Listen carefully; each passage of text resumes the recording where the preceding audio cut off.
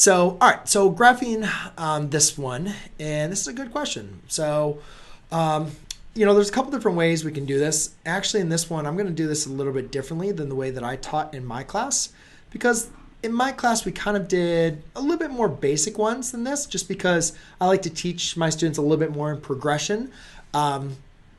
And I know a lot of students, they just struggle with piecewise functions so much. So I've kind of took it a little bit, I've been taking it slower a little bit the last couple of years. However, my students would know how to do this. The x squared minus 1, that's going to be a y-intercept, and it's going to go up. Now, again, notice that we have these constraints at -2 and 2. So I'm actually going to graph this fairly decently. So therefore, we can see where exactly all these points are, or where exactly kind of the graph is a little bit more in depth here. So I'm going to plug in, so remember we go up 1 over 1, and then we can go up 2, and that'd be up 4, right? So 1, 2, 3, 4.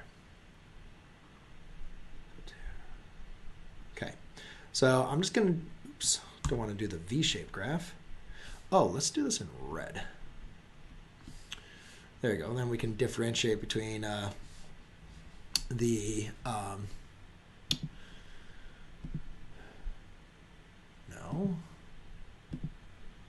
sorry, let's try to fit the width. Then we can go ahead and make sure that we can differentiate between the questions, or the questions and the answers. All right, so there's the horrible parabola. We have 2x plus 3, which is going to be at 1, 2, 3. There's the y-intercept, and then that's going to be up 2, and then over 1, or it's going to be down 2 and over 1. So that's going to look something like that. Okay, so I'm just going to graph these all as they are. And then we have x squared plus x minus 6. Now this one doesn't really come as obvious for a lot of students. But remember, if we were to factor this, or if we wanted to find the y-intercepts, like for instance, if we were going to say, well, graph y equals, x squared plus x minus 6, and I said find the x-intercepts, you'd set that equal to 0. You would factor this to give you x plus 3 times x minus 2. And therefore, you'd figure out that x equals -3 and x equals positive 2. So we can go to -3, 1, 2, 3, and then positive 2. And obviously, we know that a is positive. So I don't really know how far low this goes. You could figure out the x and y intercept if you, or the vertex to be able to figure out where it is. But for right now, we're just going to kind of look at these and say, all right, that's what the general idea is, what these graphs look like. Now let's kind of figure out, basically this piecewise function is a combination of all of these onto one graph. All right, so we have x squared minus 1. That's for x values less than -2.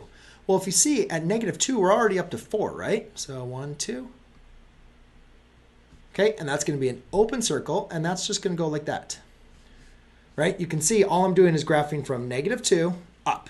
The rest of the graph is not going to be a part of it.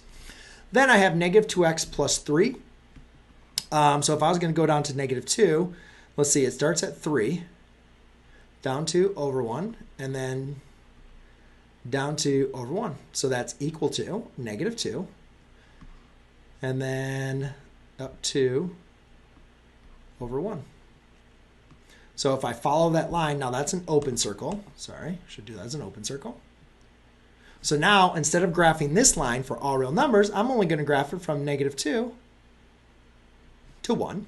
Now, in this case, how do I know exactly what 1 is? Where exactly is 1? I know the graph has this kind of shape, but what exactly is 1 here?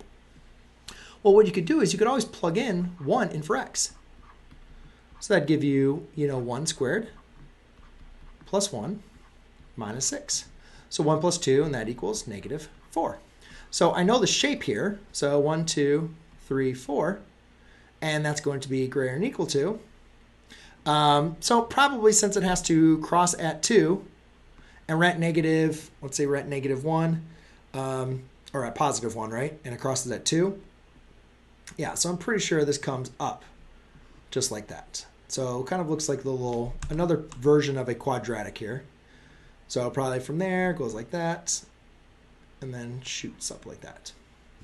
So not the best. And obviously, a lot of this, though, you can see that there's 2 jump discontinuities. And hopefully you kind of get the general idea of at least, understand what each and every graph looks like. And then basically all you're doing is restricting the domains for each of those graphs and then combining them together. And that's basically how we graph piecewise function. So it doesn't matter what exactly your function is, but you're going to follow that exact same process.